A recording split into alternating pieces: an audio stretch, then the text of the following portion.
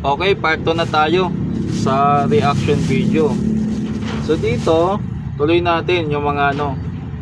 Oo. Ito na yung nasa latest video ang sagot, part 2. Yan, Basic Bob React is back. Yan.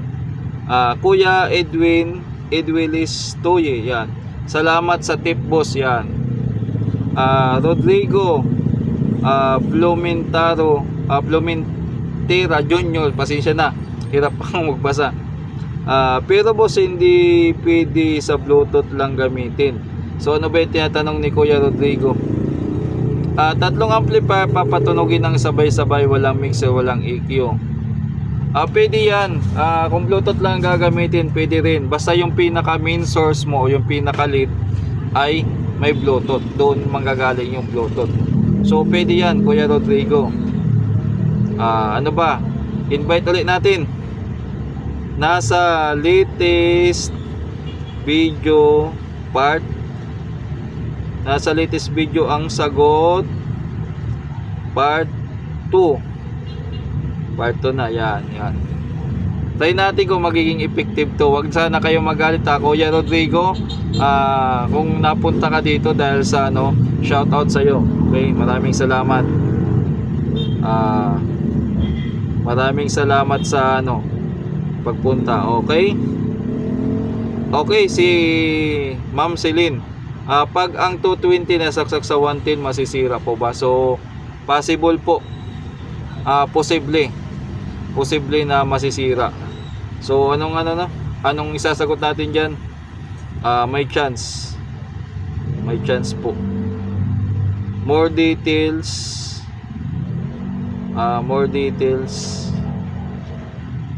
Nasa part 2. More details nasa latest video, part 2 ang sagot. Yan, sabay reply tayo. Okay, yan, naka 2 minutes na agad. Isang question pa lang. Tamagawa ako kasi pangalan pa lang, tama na ang gawa. Ayos, Kuya Boyet Tuning. Yan, okay, shoutout po sa inyo. Yan, shout out po. Yung Tamagawa, in-introduce lang din sa akin ng mga kapwa natin technician. Actually, dati bago pa ako magbablog, hindi pa ako nakatry niyan. Nung nagbablog lang ako sa ako nagtry. Ano ba yung Tamagawa? Soldering lead po yung ginagamit. Maganda po siya gamitin, panghinang, makintab, makapit, madaling tunawin. Paano ko magdagdag ng midrange at saka tweeter? Yan. Walang problema yan, Kuya Lowell Murada. Bakit? Kasi dadaan pa naman siya ng filter capacitor. Kaya walang problema, okay lang po yan. Shoutout sa iyo, Kuya Lowell Murada. Kung nabasa mo yung reply ko at pumunta ka dito sa nasa latest video ang sagot, part 2, malamang pumunta ka nga. Shoutout sa iyo kung maririnig mo to ngayon. Okay. Nasa latest video part 2 ang sagot. Okay. Pasensya na, baka ma-wordan kayo o masaya. Bakit ganito ang reply ni Basic Bob? Tinatry ko lang i-invite kayo na panoorin yung latest video. So malalaman nyo lang yung explanation kapag pinanood nyo. Ito, kapag pumunta nga kayo sa latest video. Ganon din sa akin, boss. LX20 Ace ko, pinaayos ko ng naayos, ang hina, kasagad na ang volume. Anong problema? So sobrang hina ng tunog daw ng pinagawa niya ng LX20. So nasa latest video part 2 ang sagot dyan. So pasensya na, Kuya Chad Official. Kung mapapanood mo to, ini-invite lang kita na panoorin tong latest video. Nagtatry lang ako, baka sakaling tumaas yung viewership natin. So invitation, okay? So sasagutin natin yan. Possible na problema niya sa LX20, sa tanong ni Kuya Chad Official. Pwede yung master volume o isa lang naman ang volume yung isa sa channel A, isa sa channel B. So volume o kaya yung mga switch sa likod, yung para sa frequency, sa low high o full, para sa ground, sa bridge, ano. Yung mga switch doon sa likod, pwede nag-loose yan. Anong solusyon dyan na hindi mo bubuksan? Try mong ispihan doon sa butas ng contact cleaner. Yung mabilis matuyo yun ang itatry nyo. Mabilis matuyo. So yun ang ano, pag wala pa rin, need mo talaga ibalik sa gumawa. Para doon naman sa volume mapalitan, baka may sira. Kasi kung sobrang hina, hindi mo rin magagamit yan. So yan yung sagot, Kuya Chad Official. Okay, si ano naman, Cool Daki. Tama ka dyan, yung Twitter maririg mo kapag medyo malayo ka na. Okay. Yan, shoutout sa iyo. Ito pa, may dagdag pa siya na comment si Kuya Cool Daki. Ang pinaka-the-best dyan, gamitan mo ng mixer, doon ka mag-adjust para walang feed habang inaayos mo, hinaan mo muna ang volume. Pag okay na, saka mo ilagay ng ano. So okay, very good, nice ano, comment. Yan, Kuya Muhi, Kuya Tonton Muhi, shout out. Ito si Kuya J Nagan, 600 watts kaya ng Conserve 5 auto. Pwede Kuya J Nagan. Kister, solid. Yung kister hindi ko pa natry. Soldering lead po yung sinasabi ni Kuya Michael Boltron. Yan, hindi ko pa natry. Try natin yan. Donato Matias, good eve idol. Ako senior citizen na mahilig lang magkalikot, kaya nanood ako. Mahaba-haba to. Kaya nanood ako ng mga video tungkol sa electric. Minsan kapag nakachamba ako, may maayos ako, masayang masaya ako. Bumibili ako minsan ng mga Bluetooth speaker, nasira minsan, may nagbibigay din sa akin. Minsan may naayos ako, minsan lalo't na't hindi po ako marunong mag-troubleshoot. God bless sa iyo at sa buong family mo. Okay, shoutout sa iyo Kuya Donato Matias. Maraming salamat po sa pagsuporta dito sa channel natin at panonood. At good luck po sa bagong libangan nyo. Kasi sabi nyo senior na kayo, malamang hindi na talaga trabaho yung libangan nyo. Good luck po at dasal ko na madagdagan pa yung kaalaman nyo at humasa o humusay ka pa sa larangan ng repair at saka electronics. Ito, nasa latest video part 2 ang reply ko sa iyo. Sana pumunta si Kuya Donato Matias 6955 at shoutout sa iyo kung nakarating ka dito. Shoutout part 2 sa part 2.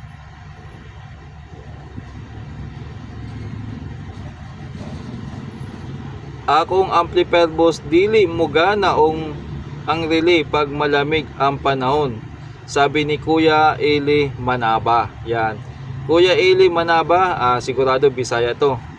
Dili mo gana relay. Problema niyan ay mga kapasitor kadalasan. So palitan mo ng mga kapasitor kasi baka kumbaga busted na or tuyo na. Wala na yung electrolyte yung mga kapasitor, wala na yung tubig. So yan. So anong i-reply natin? Nasa latest video part 2 ang sagot diyan. Kuya Eli Manaba. Yan. So wag kayo magtaka kung bakit ganun ang kung nakapunta kayo dito sa malamang maintindihan niyo na. So ini-invite ko lang kayo na panoorin yung latest video natin. Iwasan mo magsus. Ito. Sabi ni Qpal comment, ano ba yung pangalan? Meron akong Concert 8 Auto na may Bluetooth. Sa palagay ko po kasi di siya original. Paano po siya mapapangalagaan at magamit ng di basta-basta masaya? Maraming salamat po sa sagot. At wala po kasi akong budget pambili ng dyan. Bigay lang po sa akin. Ano ba sinireply ko dito? Ang reply naman ni Kuya Robinson sungaguti. Simple lang boss, iwasan mo mag-sounds ng malakas at overuse yun. Okay, nice. Nice po, yan, okay. Nasa latest video ko ang sagot dyan. Okay. Kay Kuya Robin at kay Kuya Q Palcument. Ano ba yung pangalan mo, kuya? Pati ako natatawa. Salamat sa tip, sabi ni Kuya Donato Banados. Yan, okay, salamat. Okay, ito naman si Kuya Ginagan, yan. Bala kong mag-DIY ng speaker terminal ng 502. Gagawin ko lang speak on, lalagyan ng speaker while paano yung connection ng left and right channel. Actually, nakagawa na ako niyan. So, ganito. Nasa latest video part 2 ang sagot. Pasensya na kung bakit ganoon. Ini-invite lang kita, Kuya G. Inagan. Pag pumunta ka, maririnig mo yung paliwanag ko. Okay, ganito yan. Nagawa ko na yan. Puntahan mo yung YouTube channel ko na Basic Bob. Yun yung pinaka main. Basic Bob. Kulay green ang logo. Hanapin mo yung conversion ko doon. Dalawa yung video doon na maalala ko. Yung sa Concert 502 at saka yung sa Sakura.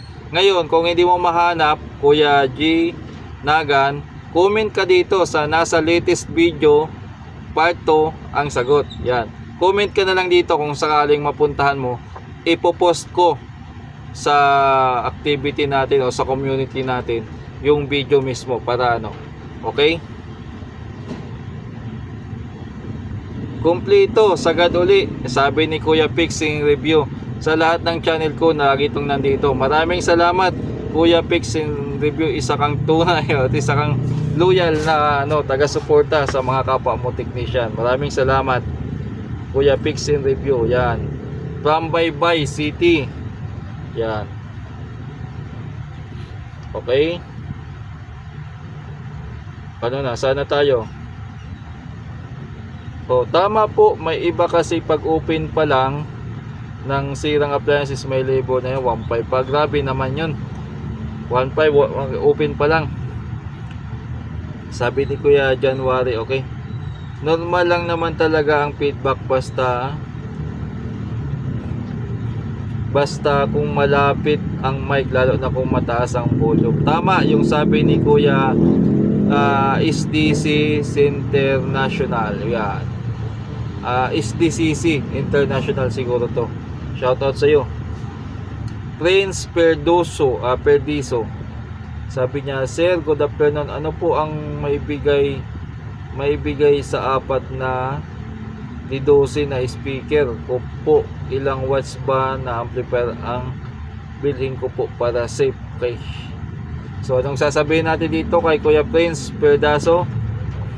Nasa latest video part 2 ang sagot. Okay, so ginagawa natin yan para masagot natin yan. Shoutout sa iyo Kuya Prince Perdiso. Pasensya na kung gano'n yung ayun to, may tanong pa siya. Okay, so yun muna sa tanong niya na kung anong amplifier ang bibilin. Unang-una kailangan hindi mo na ibanggit doon kung ilang watts yung speaker mo na dito. Basta sinabi mo lang 4. So mahirapan tayo magtansya dyan kung anong amplifier yung bibilhin kasi 4 pero wala namang watts, walang nakalagay kung ilang ohms. Kaya mas maganda dito sa comment section kung nanonood ka, pakidetalye po kung ano yung specification ng speaker nyo. Meron pa siyang tanong na isa. Sir, 3 po ang aking speaker, D12 lahat sir, at ang aking amplifier sir ay ang SNR niya, serial number ata niya ay 080 dB input. Ang input power 12 volts DC 5E. Impedance niya po ay sir ay sensitivity 20 Hz to 20k Hz, tama, kilohertz. Sensitivity input niya ay 0 25 MB to 220 MB po, pwede po ba dagdagan pang D12 para mabigat, para maging 4, kaya po tugtugin ng 4 na D12. So medyo wala kang binilagay na kung anong brand, kung anong klase, yung specification ng ng amplifier mo ay kulang din. Kaya comment ka dito para natin. Pero bawal po para sa akin. Hindi safe na gagamit ka ng 3 speaker. So hindi siya balance. Pwede pong masira yung amplifier niyan sa gagawin niyo. Mas maganda 2 lang. Kung 4, ang payo ko lang, kailangan pare-pareho ng wattage at pare-pareho ng ohms. Nice, buti na lang napanood ko to. Okay, ito sabi ni Kuya Toto Belandres, Sir Bob, pwede ba 4 na speaker Kevlar 312 650 watts sa Kevlar GX7 Pro amplifier? Pwede naman, pero parang para sa akin mukhang kalabisan na yon, Kuya Toto Belandres. Siguro mas safe kung 2 lang gamitin mo, pero kung nakukulangan ka pa, sige, subukan mo. Pero ang pinaka niyan, kasi pag mas malaki yung load, mas madaling kumbaga mas iiksi ang buhay ng amplifier. Yan. So sagot natin dito kay Kuya Toto Belandres? Nasa latest video part 2 ang sagot. Okay.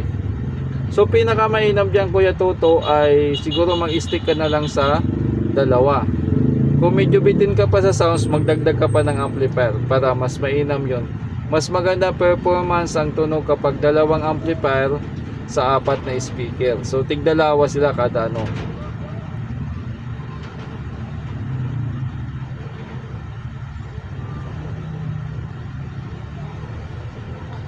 si Kuya Alorista, yon.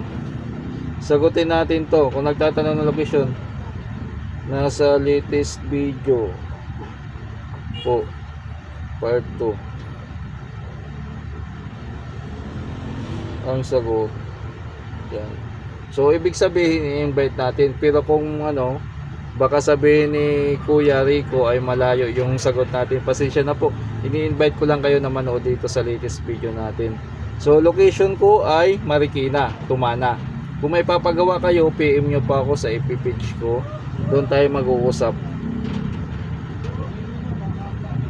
Ito pa si Kuya Osilito Payang. Wala ka naman binanggit na wattage na match sa 5 auto. Yun lang. Patay tayo dyan. Nagagalit na si Kuya Osilito. Wala nga talaga siguro kung nabanggit doon. Hindi ko na maalala. Pag sound system, mahina yan, boss. Sabi ni aking simpleng buhay probinsya. Yan. Okay, ito tapusin natin yung last comment. May 4 channels ang main.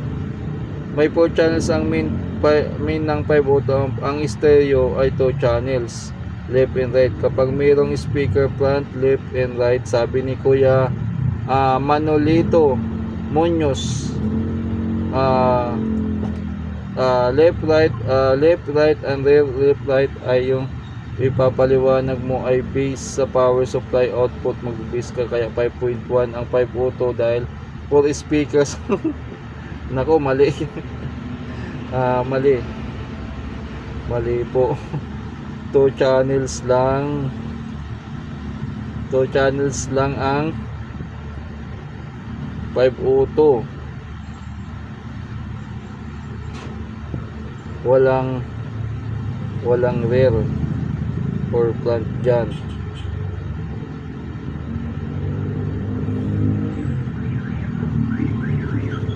Left and right lang. Yan sagot natin. Kasi may iba na akala nila 4 channels yung 4 channels yung 5 auto. Hindi naman ganun. Wala pong left and wala pong front rear, front left o rear right, rear left yung 5 auto. So yung right A at saka right B ay magkasama lang. Yung left A at saka left B ay magkasama lang din. Isang wire lang din yung pinanggalingan. Okay, yun, hanggang doon nagtatapos yung ano natin, na-replyan na natin lahat yung mga tanong. At maraming salamat. Sa isang channel naman natin, babasahin natin yung comment at magre-reply tayo. Okay, maraming salamat, at next time kung may mga gusto kayong gawa natin ng video, reaction, comment lang sa baba at pag-usapan natin.